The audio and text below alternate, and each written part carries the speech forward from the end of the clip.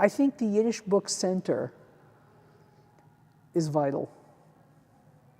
It's a vital element of the way culture in the United States can be valued and the different ways in which Americans become American, the different routes that bring people into the United States make the US wealthy. This whole conversation about keeping immigrants out and immigrants and immigrants and immigrants, right?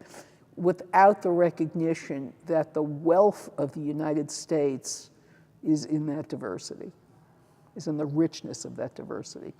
Because when I think about why I love education so much and why public education only, I don't really have a lot of interest in private education. I went into the public system and I will not leave that public system. That will always be with me. Fighting for it comes out of the tradition I come from as a child. It comes out of the lack of access that created the shtetls.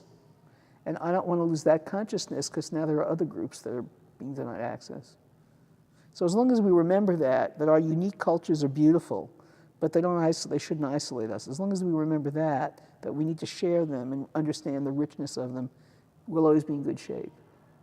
And I think the Yiddish Book Center represents that. It represents holding on to a set of principles and values that have to do with a kind of emotional wealth and intellectual wealth that can feed everybody.